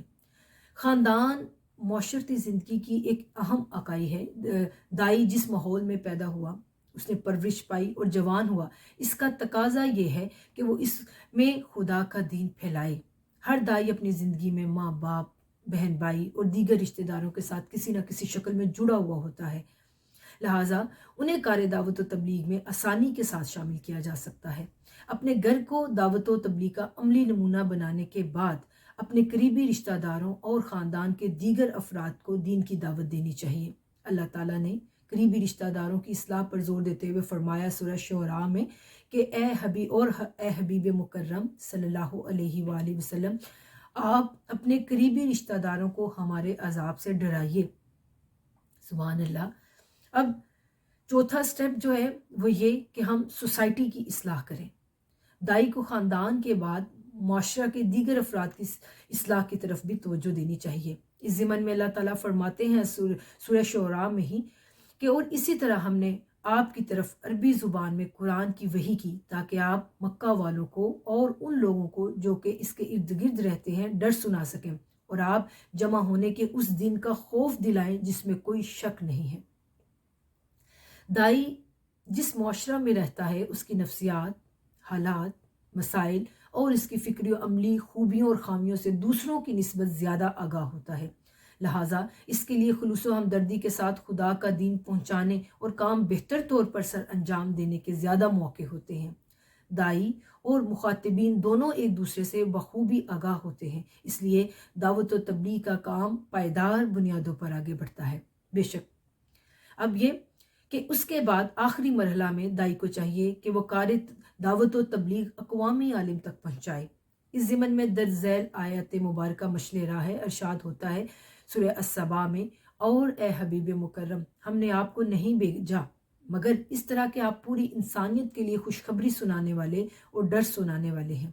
حضور نبی اکرم صلی اللہ علیہ وآلہ وسلم کی کار دعوت کسی خاص قوم، کسی خاص طبقہ یا زمین کے لیے نہیں بلکہ تا قیامت اقوام عالم کے لیے ہے۔ اب یہ امت کا فرض ہے کہ وہ حد المقدور دعوت و تبلیغ کو عالمگیر سطح پر بپا کرے تاکہ قیامت کے دن کوئی شخص یہ عذر پیش نہ کر سکے کہ اس تک خدا کا پیغام نہیں پہنچا۔ مذکورہ دعوت و تبلیغ کا جو تدریجی عمل ہے، جو آرڈر ہے، یہ فطری بھی ہے اور منطقی بھی ہے، اس لیے عام حالات میں اس کا خیال رکھنا مفید بھی ہے اور مطلوب بھی، تاہم دعوت و تبلیغ کے تقاضوں کے تحت اس میں ترمیم کی جا سکتی ہے۔ اب ایک اور سوال، اور وہ یہ کہ کیا دعوت و تبلیغ کی کامیابی ہی اصلاً دائی کی کامیابی کہلائے گی یا کہ نہیں؟ تو اس کا جواب ہے کہ نہیں، دعوت و تبلیغ کی کامیابی اصلاً دائی کی کامیابی نہیں کہلائے گی، کیونکہ دائی کی کامیابی دعوت و تبلیغ کی کامیابی کے ساتھ مشروط نہیں ہے، لنکڈ نہیں ہے، یہ دونوں سیپریٹ چیزیں ہیں۔ وہ کیسے؟ وہ اس طرح کہ دعوت و تبلیغ کی کامیابی یہ ہے کہ مخالف قوتیں اس کی راہ سے ہٹ جائیں اور پیغام حق غالب آ جائے، لیکن دائی کی کامیابی یہ ہے کہ وہ دعوت و تبلیغ کرتے ہوئے اپنا سب کچھ لوٹا دے، حتیٰ کہ کوئی ایک فرد بھی اس کی دعوت پر لبیک نہ کہے، کوئی ایک فرد بھی اس کا ساتھ نہ دے، مگر وہ اپنی طرف سے پوری کوشش کرے جتنی وہ کر سکتا ہے۔ اب یہ بھی ممکن ہے، ایک طرف یہ کہ کوئی ایک فرد بھی اس کا ساتھ نہ دے، مگر دوسری طرف یہ بھی ممکن ہے کہ اس کی دعوت کے نتیجے میں باطل اور شر مغلوب ہو جائے اور تعلیمات اسلامی کا نفاذ ہو جائے۔ اب دونوں صورتوں میں جو دائی ہے وہ سکسیسفل ہے، وہ کامیاب ہے، وہ فلاح یافتہ ہے۔ تو دائی کی کامیابی قطعاً اس بات پر موقوف نہیں ہے کہ حق عملاً غالب اور باطل مغلوب ہو جائے، کیونکہ اس کا تعلق اس بات سے ہے کہ اس کی آواز جن افراد تک پہنچے وہ کسی نہ کسی درجے میں اپنے اثرات لازماً چھوڑ جائے، یہاں تک کہ مخالفین بھی اپنے بہت سے معاملات میں اس کی دی گئی دعوت حق کے تحت سوچنے پر مجبور ہو جائیں، کیونکہ قرآن کہتا ہے کہ حق کو غالب اور باطل کو مغلوب کرنا تمہارے اختیار میں نہیں ہے۔ ارشاد ہوتا ہے سورہ الرعد میں کہ آپ پر تو صرف احکام کے پہنچا دینے کی ذمہ داری ہے اور حساب لینا ہمارا کام ہے۔ دائی کے پاس جو دعوت اور علم دین ہے وہ اللہ اور اس کے رسول صلی اللہ علیہ وآلہ وسلم کی امانت ہے، اس میں خیانت کرنے سے اس کو روکا گیا ہے۔ قرآن مجید میں سورہ الانفال کی آیہ کریمہ نمبر 27 میں ارشاد ہوتا ہے کہ اے ایمان والو، تم اللہ اور رسول صلی اللہ علیہ وآلہ وسلم سے ان کے حقوق کی ادائیگی میں خیانت نہ کیا کرو اور نہ آپس کی امانتوں میں خیانت کیا کرو، حالانکہ تم سب حقیقت جانتے ہو۔ دائی کے پاس اللہ تعالیٰ کی کتاب یعنی کہ قرآن اور علم دین اللہ کی امانت ہے، وہ نہ تو اس میں خیانت کرے اور نہ ہی اس کو بیچے۔ جتنا علم اس نے سیکھا ہے خود بھی اس سے نفع حاصل کرے اور دوسروں کو بھی فیض یاب کرے۔ دعوت کے لیے دائی کا بے خوف اور نڈر ہونا بہت ضروری ہے، مگر بے خوف اور نڈر ہونے کا یہ مطلب نہیں کہ لوگوں کی عزتوں سے کھیلا جائے اس لیے کہ میں بہت بہادر ہوں، بلکہ دائی حق جو ہے وہ خیر کے لیے بے خوف ہو، ڈرنے والا نہ ہو، بزدل نہ ہو، حریص نہ ہو، لالچی نہ ہو، بلکہ وہ بے نیاز ہو، اس کے اندر جرت ایمانی ہو، اس کا توکل صرف اللہ پر ہو کہ ہر حال میں اللہ تعالیٰ میری حفاظت کرنے والا ہے۔ قرآن کریم میں سورہ المائدہ کی آیہ کریمہ نمبر 67 میں مذکور ہے کہ اور اللہ مخالف لوگوں سے آپ کی جان کی خود حفاظت فرمائے گا، یہ اللہ کا وعدہ ہے۔ اسی طرح ایک دائی ہر طرح کے طعن و تشنیع اور الزام تراشی، بہتان تراشی کے خوف سے بھی بے نیاز ہو جائے، جیسا کہ سورہ المائدہ کی آیہ نمبر 54 میں بھی ہے کہ وہ کسی ملامت کرنے والے کی ملامت سے خوف زدہ نہیں ہوں گے۔ داعیہ کو دعوتی سرگرمیوں میں بہت ساری رکاوٹوں کا بھی سامنا کرنا پڑتا ہے۔ آج کل کے جدید دور میں جہاں کثرت گناہ ہے، وہاں مضبوط قوت ایمانی اور گہری اخلاقی پختگی کے بغیر نیکی کی روش پر قائم نہیں رہا جا سکتا۔ قدم قدم پر انحراف کا خطرہ اور پھسل جانے کے قوی امکانات کی وجہ سے گناہوں کے خلاف کھڑے ہونے کی قوت جو ہے وہ کمزور ہو جاتی ہے، گناہوں کے خلاف ہماری قوت مدافعت کم پڑ جاتی ہے۔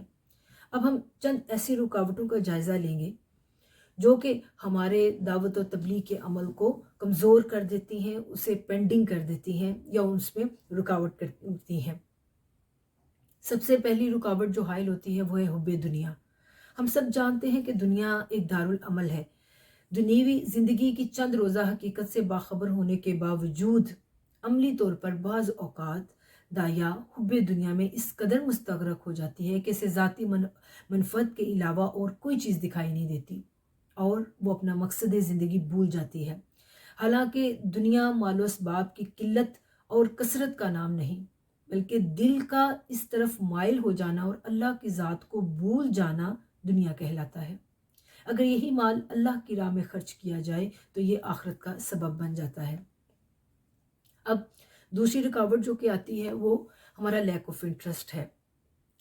دعوتی میلان کا فقدان ایک ایسی رکاوٹ ہے جس کے باعث دعوتی و تبلیغی کام جو ہیں وہ پینڈنگ ہو جاتے ہیں۔ داعیہ کی دعوت و تبلیغ اور اس کے لوازمات سے ناواقفیت اور عدم دلچسپی اپنی ذمہ داریوں سے کما حق ہو عہدہ برا ہونے میں رکاوٹ بنتی ہے اور عملی جدوجہد کی نتیجہ خیزی غیر موثریت کی صورت میں سامنے آتی ہے۔ ہمارے فکری و ذہنی تغیرات یہ بھی راہ میں رکاوٹ بن جاتے ہیں۔ دل جو ہے وہ جذبات کا مرکز ہوتا ہے اور ذہن عقل کا حامل ہوتا ہے۔ بعض اوقات داعیہ یا تو جذباتیت اور سطحیت کا شکار ہو جاتی ہے یا پھر کاملاً اپنی عقل پر بھروسہ کر لیتی ہے۔ وہ فکری اور ذہنی جو تغیرات ہیں ان کے باعث نفس میں پائی جانے والی جملہ برائیاں مثلاً حسد، بغض، کینہ، تعصب، غرور، انا، حب دنیا اور حب جاہ میں مبتلا ہو جاتی ہے، جس سے اس کے دعوتی و تبلیغی کام میں نمود و نمائش اور ریا کا عنصر پیدا ہو جاتا ہے اور وہ معاشرتی برائیوں کو امر واقعہ کے طور پر تسلیم کر کے اصلاح احوال کی کوششیں ترک کر دیتی ہے۔ نمبر 4 پر ہے ناقص فہم دین۔ دین کا کامل فہم نہ ہونا یہ بھی دعوتی و تبلیغی سرگرمیوں میں مشکلات کا باعث بنتا ہے۔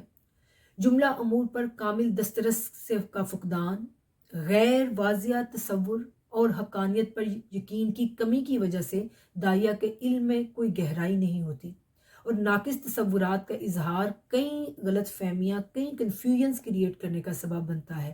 اسلام کے جملہ پہلوؤں پر داعیہ کی گہری نظر نہ ہونے کے باعث اس کی خود ساختہ توجیہات، اس کے مفروضات، اس کی تعویلات اور اس کی سطحی باتیں خواتین کے فکر و عمل کی گمراہی کا باعث بنتی ہیں۔ طبقاتی افتراق، داعیہ کا مختلف قسم کے گروپس، مختلف قسم کے گروہی اور مسلکی تعصبات کا شکار ہونا دعوتی و تبلیغی سرگرمیوں میں حائل ہونے والی ایک اہم رکاوٹ ہے۔ دعوت و تبلیغ دین کا فریضہ سر انجام دینے والی داعیہ بعض اوقات طبقاتی ڈفرینسز کی وجہ سے تعصب پسند ہو جاتی ہے اور نفرت، بغض، تفرقہ، محاذ آرائی اور گمراہی کو فروغ دیتی ہے، جس کی وجہ سے معاشرہ میں فلاح کی بجائے بگاڑ پیدا ہونا شروع ہو جاتا ہے۔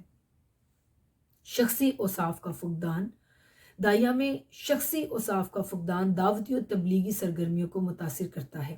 اس کی وجہ تربیت کی کمی ہونا اور داعیہ کی شخصیت کا مطلوبہ معیار پر پورا نہ اترنا ہے۔ فی زمانہ یہ سمجھ لیا گیا ہے کہ جس کے پاس علم دین کی کمی ہو لیکن وہ اچھی گفتگو کر لیتا ہو، تقریر کر سکتا ہو، تو اسے اچھی داعیہ سمجھا جاتا ہے۔ یہ بہت بڑی غلط فہمی ہے جس کے منفی اثرات مرتب ہو رہے ہیں، اور جو داعیہ اپنی ذات کی معلم نہ بن سکے، جو اپنی ذات کی اصلاح نہ کر سکے، جو اپنے کردار کو پختہ نہ کر سکے، وہ دوسروں کو کس طرح تعلیم دے سکتی ہے اور دوسروں کو کس طرح راہ راست پر لا سکتی ہے۔ جب آگے اگر ہم دیکھتے ہیں تو مقصد دعوت و تبلیغ سے لا علمی، آج کل کے دور میں داعیہ پر خود اپنی دعوت و تبلیغ کا مقصد واضح نہ ہونا سب سے بڑی رکاوٹ ہے۔ بعض اوقات عملی طور پر وہ اسلام کی دعوت دیتے ہوئے کسی ایک پہلو کی جانب تو اپنی توجہ رکھتی ہے تو دوسرا پہلو نظر انداز ہو جاتا ہے، لہٰذا جزوی کاوشیں ہرگز بھی اس کی متحمل نہیں ہو سکتی اور جز جو ہے وہ کسی صورت کل نہیں ہو سکتا۔ داعیہ کی مقصدیت سے لا علمی، اس کو بالکل کلیئرٹی نہ ہونا دعوت و تبلیغ کی موثریت میں ایک اہم رکاوٹ ہے۔ دشمن کی شر انگیزیوں سے بے خبری، داعیہ کی مخالفانہ حربوں سے بے خبری اس کی مؤثر دعوت و تبلیغ کے عمل میں ایک اہم رکاوٹ ہے۔ اسے اس بات کی خبر ہی نہیں ہوتی کہ باطل اور طاغوتی قوتیں کس کس انداز سے اس کی دعوت و تبلیغ کو ناکام کرنے کی سازشوں میں مصروف ہیں۔ فکری اور نظریاتی محاذ پر ان کے حملے کس قدر کارگر ثابت ہو رہے ہیں۔ انہوں نے جدید ٹیکنالوجی اور میڈیا کے استعمال سے دنیا بھر میں گھروں کے اندر تک رسائی حاصل کر لی ہے۔ ان معاندین اور شرپسند عناصر کی فتنہ پروری کی وجہ سے دعوتی سرگرمیاں متاثر ہو رہی ہیں۔ محترم ناظرین، کوئی بھی داعیہ یا داعی کب فیل ہوتا ہے، کب ناکام ہو جاتا ہے، اس کی دعوت و تبلیغ کب اثر انداز نہیں ہوتی جس طرح کی ہونی چاہیے، تو وہ تب جب وہ نفس پرستی میں مبتلا ہو کر دعوت اللہ کی بجائے دعوت النفس یعنی اپنی طرف دعوت دینا شروع کر دیتا ہے۔ گویا وہ اللہ کی عبادت کرنے والا نہیں رہتا، اللہ سے بے نیاز اور لا تعلق ہو جاتا ہے۔ وہ خیر سے ہٹ کر دنیا پرست ہو جاتا ہے، وہ اپنی ذات کو مقدم کر لیتا ہے اور دعوت دین کو پس پش ڈال دیتا ہے۔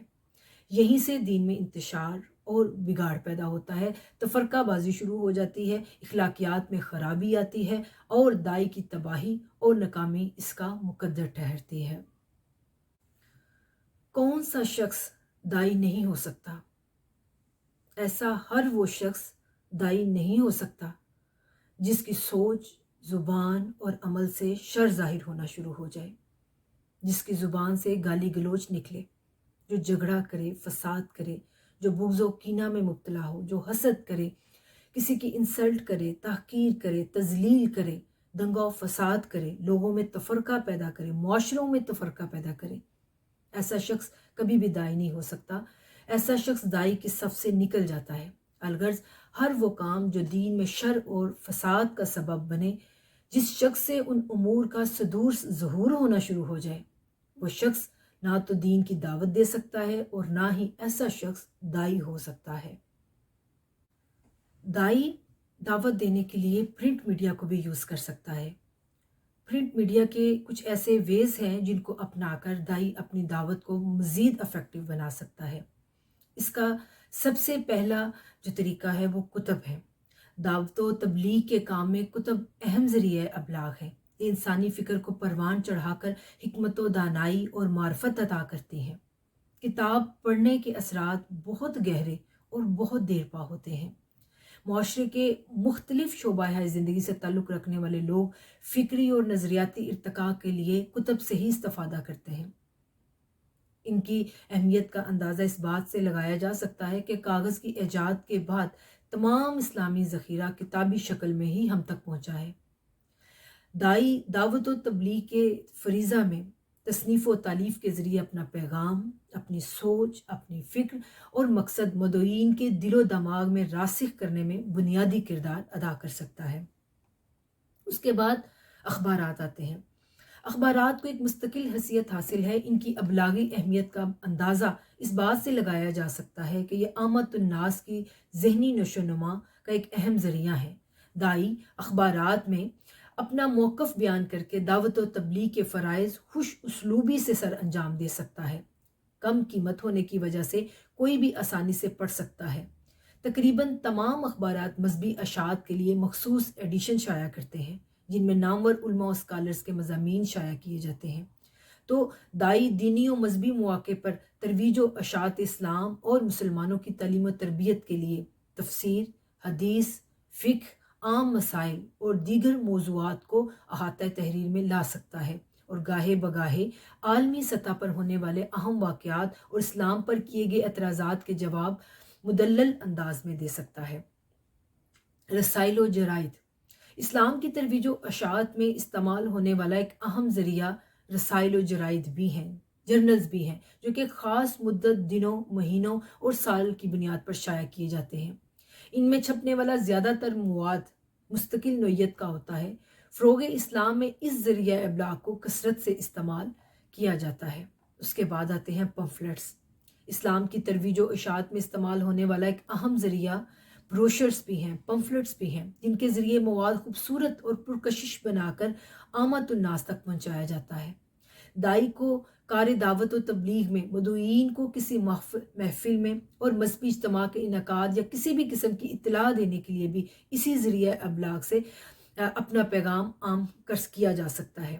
اس کے علاوہ نماز کا طریقہ، رمضان کی برکتیں اور دیگر تعلیمات اسلام کے خاص موضوعات کے پوسٹرز کی تشہیر خوبصورت مواد، خاکوں اور تصاویر کے ذریعے کی جا سکتی ہے۔ دعوت و تبلیغ دین میں الیکٹرانک میڈیا بہت اہمیت کا حامل ہے، اور وہ بھی آج کے دور میں۔ بہت سارے ایسے ٹولز ہیں الیکٹرانک میڈیا میں جو اگر ہم یوز کریں تو ہم اپنی دعوت کو مزید افیکٹو بنا سکتے ہیں۔ ان میں سب سے پہلے ریڈیو آتا ہے۔ ریڈیو دعوتی و تبلیغی سرگرمیوں کو لوگوں تک پہنچانے کا ایک اہم ذریعہ رہا ہے، جس سے افراد معاشرہ کو زیور تعلیم سے آراستہ کیا جا سکتا ہے۔ فروغ اسلام میں اس کے ذریعے دائی گھر بیٹھی خواتین کو قرآن، حدیث، فقہ، تاریخ اور دیگر مذہبی موضوعات کی تعلیم دینے کے ساتھ ساتھ معاشرے میں پیدا ہونے والی جو نیگیٹیوٹی ہے اس کو پوزیٹیوٹی میں چینج کر سکتا ہے۔ اس کے علاوہ ہمارا ریلیجیس کلچر، ہماری اسلامک ویلیوز جو ہیں ان کا پرچار کیا جا سکتا ہے، اگرچہ یہ ذریعہ اب بہت کم ہو گیا ہے لیکن پھر بھی کارآمد ہے۔ ٹیلی ویژن جو ہے وہ ایک ایسا ذریعہ ابلاغ ہے جس کے ذریعے ہم پبلک کی جو ہے وہ اوپینین چینج کر سکتے ہیں، ہم ان کو معلومات فراہم کر سکتے ہیں، ہم اپنی اوپینین پیش کر سکتے ہیں، اپنی فکر، اپنا نظریہ پیش کر سکتے ہیں، اور اس کے ذریعے تعلیم و تربیت کا کام بہت اچھے سے لیا جا سکتا ہے۔ یہ ناظرین کی آنکھوں اور ان کے دماغ کو غیر معمولی حد تک متاثر کرتا ہے اور پھر ان کے ڈائریکٹلی جذبات کو اپیل کرتا ہے۔ دائی ٹی وی پر نشر کیے جانے والے مذہبی اور دینی پروگرامز کے ذریعے نہ صرف نیشنل بلکہ انٹرنیشنل لیول پر اسلام کی تبلیغ و اشاعت کر سکتا ہے، بلکہ اسلام کے خلاف جو پروپیگنڈے ہو رہے ہیں، جو کنفیوژنز کریٹ کی جا رہی ہیں، ان کو ڈیفینڈ کر سکتا ہے تاکہ صحیح اسلامی عقائد کا پرچار کیا جا سکے۔ اب کچھ اور آڈیو اور ویژول ایڈز ہیں جن کے ذریعے بھی ہم اپنی دعوت کو بہت زیادہ افیکٹو بنا سکتے ہیں، اگرچہ یہ بھی بہت زیادہ اب کارآمد نہیں رہی ہیں، لیکن بعض علاقوں میں جو ریموٹ ایریاز ہیں ان میں ابھی بھی ہم ان کا استعمال کر سکتے ہیں، ان میں ڈی وی ڈیز آ جاتی ہیں اور سی ڈیز آ جاتی ہیں۔ اسی طرح انٹرنیٹ آتا ہے۔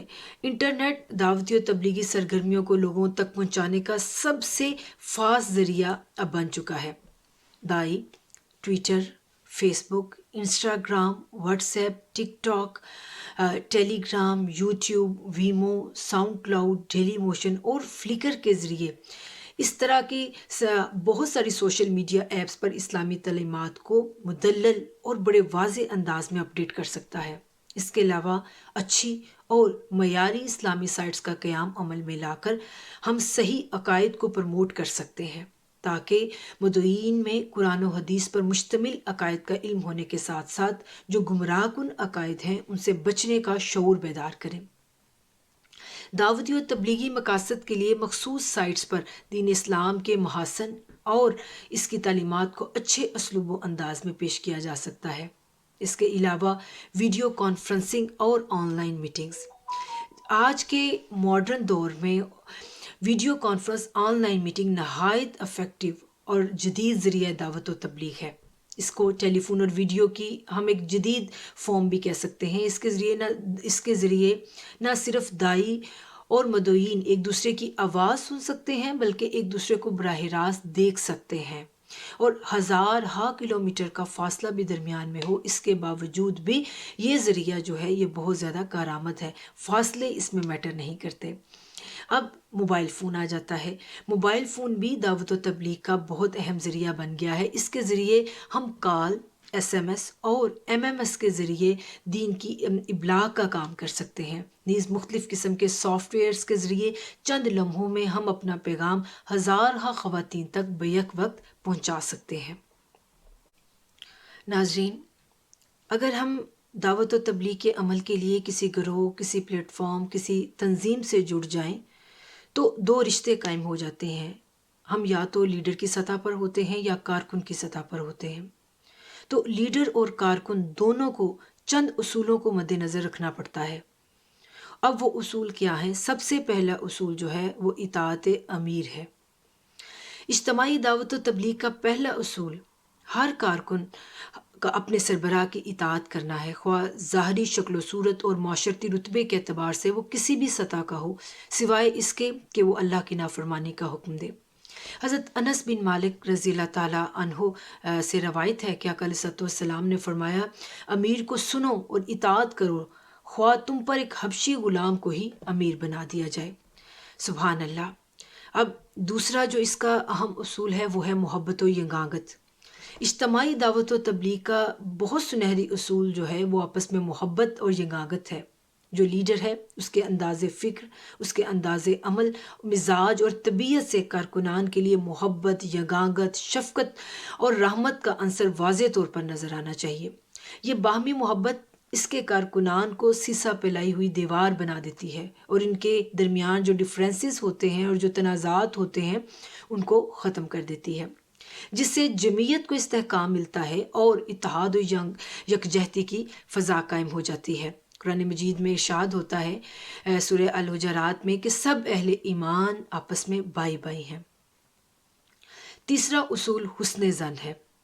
اجتماعی دعوت و تبلیغ کا تیسرا اصول حسن زن ہے، جو سربراہ اور کارکنان کے مابین ہم آہنگی، صلح و مصالحت، اتفاق و اتحاد اور معاشرت انسانی کی اصلاح و افلاح کے لیے بھی ناگزیر ہے۔ اس لیے ہر کارکن کو اپنے لیڈر کے ڈیسیژنز پر حد المقدور حسن زن رکھنا چاہیے کہ اس نے جو فیصلہ کیا کسی حکمت کے تحت کیا ہے، اس میں اسی کی بلائی مضمر ہے۔ کارکن کو ہر ممکن بدزنی، تجسس اور غیبت سے بچنا چاہیے۔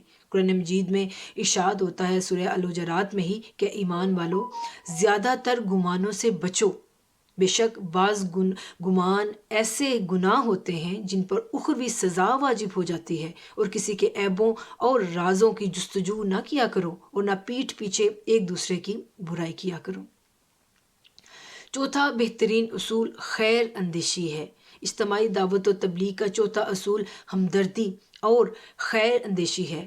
لیڈر کو چاہیے کہ وہ اپنے ہر کارکن کے لیے خیر اندیشی کے جذبات رکھتے ہوئے اس کے دکھ درد کو محسوس کرے، غمی خوشی میں ان کا ساتھ دے اور حد الوسع کمزور اور نادار کارکنان کی اعانت کرے۔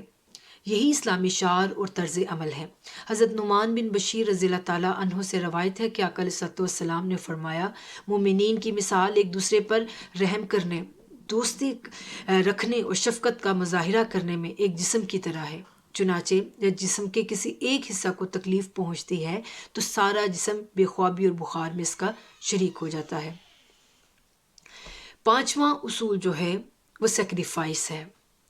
اجتماعی دعوت و تبلیغ کا پانچواں اصول اثار و قربانی ہے۔ کارکنان کو چاہیے کہ منزل کے حصول کے لیے جب بھی سربراہ پکارے تو ہر کارکن اپنی بساط اور استطاعت سے بڑھ کر اثار و قربانی کا مظاہرہ کرے، چاہے اس کے لیے تن من دن کی قربانی ہی کیوں نہ دینی پڑے۔ اجتماعیت کا حسن اور نکھار ہی اثار و قربانی کے رویوں سے پیدا ہوتا ہے۔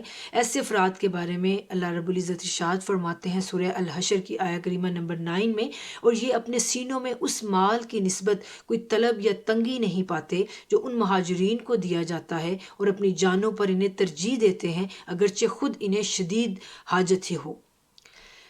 اب اگر ہم آگے دیکھیں تو تحمل اور بردباری ہے۔ اجتماعی دعوت و تبلیغ کا جو چھٹا اصول وہ تحمل و بردباری اور وسعت قلبی ہے۔ ہر شخص کو اپنی رائے پر عمل کرنے کا حق حاصل ہے۔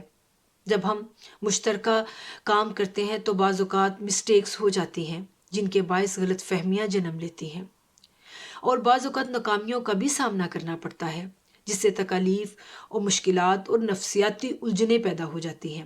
ایسی صورت میں سربراہ اور کارکن دونوں کو تحمل اور بردباری اور حسن سلوک کا مظاہرہ کرنا چاہیے تاکہ کسی کی دل آزاری کی وجہ سے بغض و عناد کی فضا قائم نہ ہو۔ اگر ہم آگے دیکھیں تو اکاؤنٹیبلٹی ایک بہت اہم اصول ہے کہ اجتماعی دعوت و تبلیغ کا جو یہ ساتواں اصول ہے وہ اکاؤنٹیبلٹی ہے۔ انفرادی اور اجتماعی سطح پر ہر طرح کی ذمہ داریوں میں لیڈر اور کارکن دونوں کو چاہیے کہ وہ اپنے فرائض کو بخوبی سمجھ کر ان کی تکمیل کے لیے ایفرٹ کریں۔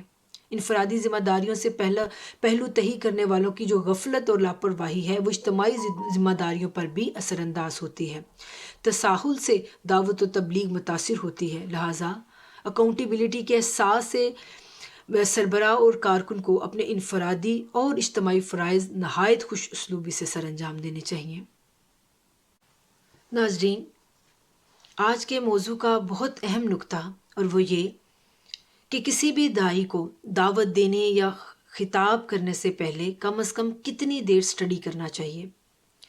داعی کسی بھی موضوع پر دعوت یا خطاب کے لیے جائے تو اس پر لازمی ہے کہ اگر اس نے ہاف این آور ایڈریس کرنا ہے، خطاب کرنا ہے، تو وہ اس کے لیے کم از کم 4 آور جو ہے وہ سٹڈی کرے اور متعلقہ جو موضوع ہے اس کی آؤٹ لائن بنائے، ترتیب کے ساتھ سارے ٹاپکس لکھے، ان کے عنوانات لکھے، ابواب لکھے۔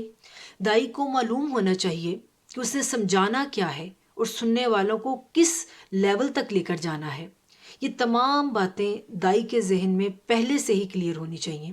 اس کے برعکس جو اس چیز کا تعین کیے بغیر خطاب کرتا ہے تو وہ کنفیوژن کا شکار ہو جاتا ہے، اور دعوت دینے کے لیے جتنی کنفیوژن اس کے اندر ہوتی ہے اس سے کئی گنا زیادہ کنفیوژن اپنی لا علمی کی وجہ سے وہ دوسروں میں منتقل کر دیتا ہے۔ دعوت و تبلیغ دین میں خواتین کا کردار کیا ہے؟ اس موضوع کو ہم نے حضور شیخ الاسلام کے افادات کی روشنی میں آپ کے سامنے رکھا ہے، تو آئیے اب دیکھتے ہیں کہ حضور شیخ الاسلام مدہ ذیلہ العالی کا اپنا اسٹڈی کا معمول کیا ہے۔ تو اگر ہم دیکھتے ہیں کہ حضور شیخ الاسلام کا جو ڈیلی کا معمول ہے وہ 18 سے 20 گھنٹے تک کا ہے، اس وقت بھی جب کہ آپ کی عمر تقریباً 70 ایئر سے تجاوز کر گئی ہے، صحت کے کئی مسائل اور علالت کے باوجود آپ کا ڈیلی جو اسٹڈی کا روٹین ہے وہ تقریباً 16 سے 18 آورز تک ہے۔ سبحان اللہ، آج کے دن تک بھی ساری رات مطالعہ، کتب بینی اور کتب نویسی میں مصروف رہتے ہیں۔ کبھی رات کے 3-4 بج جاتے ہیں اور کبھی فجر کے بعد آپ کا کام ختم ہوتا ہے۔ آپ فرماتے ہیں کہ مجھے اس کام سے تھکاوٹ نہیں ہوتی اور نہ ہی یہ میری صحت کو خراب کرتا ہے، بلکہ اس سے میری صحت بہتر ہوتی ہے۔ حضور شیخ الاسلام دامت برکاتہم العالیہ کا یہ معمول زمانہ طالب علمی سے ہی رہا ہے۔ آپ دن رات مسلسل مطالعہ میں مصروف رہتے تھے اور بعض اوقات 2 دن کھانا نہیں کھاتے تھے۔ آپ کا سالہ سال سے یہ معمول رہا کہ عشاء کی نماز سے فجر کی نماز تک 1 منٹ بھی سوئے بغیر ساری رات مطالعہ میں مصروف رہتے، یعنی نماز پڑھ کر مطالعہ شروع کر دیتے اور تہجد کے نوافل ادا کرتے، اس کے بعد پھر مطالعہ کے لیے بیٹھ جاتے، پھر اذان فجر ہونے کے بعد کتب چھوڑ کر مسجد چلے جاتے، فجر کی نماز کے ادا کرنے کے بعد اشراق تک بیٹھے رہتے، گھر آ کر معمولی سا ناشتہ کرتے، پھر کچھ دیر استراحت فرماتے اور دوبارہ تازہ تم ہو کر خود کو مطالعہ میں گم کر دیتے۔ آپ 18 سے 20 گھنٹے روزانہ کتب کا مطالعہ فرماتے، یوں آپ کا زمانہ طالب علمی کا سارا وقت ہی مطالعے میں ہی گزرا۔ حضور شیخ الاسلام اور کتاب کی رفاقت دونوں ایسا لگتا ہے کہ جیسے لازم و ملزوم ہے۔ آپ دنیا میں جہاں کہیں بھی جاتے ہیں ہر جگہ سے کتب کا ذخیرہ لے کر آتے ہیں۔ آپ کی زندگی کا کوئی دن اسٹڈی کے بغیر نہیں گزرتا۔ آپ کے اندر علم کی شدید تشنگی اور تڑپ ہے۔ آپ کی رفتار مطالعہ بہت تیز ہے۔ 400-500 صفحات کی کتاب کا مطالعہ قلیل وقت میں کر لینا ایک معمولی سی بات ہے آپ کے لیے، اور چونکہ ذہن رسا اور حافظہ نہایت قوی ہے، لہٰذا جس موضوع پر مطالعہ فرماتے ہیں وہ اپنے صحیح مفہوم اور مطالب کے ساتھ محفوظ اس طرح یاد ہو جاتا ہے کہ جب چاہتے ہیں بیان فرما دیتے ہیں۔ آپ کے مطالعے کی ایک خصوصیت یہ بھی ہے کہ زیر مطالعہ کتاب میں کوئی خاص بات اور اہم بحث ہو تو ابتدائی صفحات پر تحریر فرما دیتے ہیں کہ یہ بحث فلاں صفحہ پر ہے، تاکہ بعد ازاں اس کتاب کا مطالعہ کرنے والا قاری بھی اس بحث سے فائدہ اٹھا سکے۔ شیخ الاسلام کی وسعت مطالعہ کا اندازہ اس بات سے بھی لگایا جا سکتا ہے کہ کچھ عرصہ قبل جب آپ سے یہ سوال کیا گیا کہ اب آپ کتنی کتب پڑھ چکے ہیں، تو حضور شیخ الاسلام دامت برکاتہم العالیہ نے اس کے جواب میں فرمایا کہ میں اس کا متعین عدد تو نہیں بتا سکتا، لیکن یہ تعداد لاکھوں تک پہنچتی ہے۔ ناظرین، اسی کے ساتھ آج کی گفتگو ختم ہوتی ہے، اجازت دیجیے، اور بے شک بحیثیت انسان بہت ساری غلطیوں کی گنجائش ہوگی، آپ اس کو میری ذاتی کم فہمی پر محمول تصور کیجیے گا۔ اللہ حافظ۔ Subhanallah, Jazakallah. I would like to thank Sister Fariha Kashif for sharing with us her views on the role of women in dawah and preaching in Islam. Now, I would like to invite you all to join Minhaj Women League UK and therefore become involved in dawah and giving you a platform that is there for you to learn about your deen, to connect with Allah subhanahu wa ta'ala and with the message of the Prophet sallallahu alaihi wasallam, and also to allow you to become involved in inviting others to Islam in many different ways. Minhaj Women League UK holds gatherings like the one that we're in today, online gatherings, as well as face-to-face gatherings, which include things like Halqat-e-Durood, circles of Durood, and remembrance of Allah subhanahu wa ta'ala, which are all forms of enjoining goodness and these activities will allow you to meet like-minded sisters. And Minhaj Women League also hold events like workshops for the community covering topics like mental health, physical health, also things to help sisters develop their personal skills such as personal development, computer ICT skills and things like that. And also Minhaj Women League gives you the opportunity to become a member of this organisation, and then you have a platform which will enjoin you to goodness, inshallah. And you can find out more about Minhaj Women League through their Facebook page, through their YouTube page, their Twitter page and their Instagram page. Jazakallah for joining us today. Assalamu alaikum wa rahmatullahi wa barakatuhu.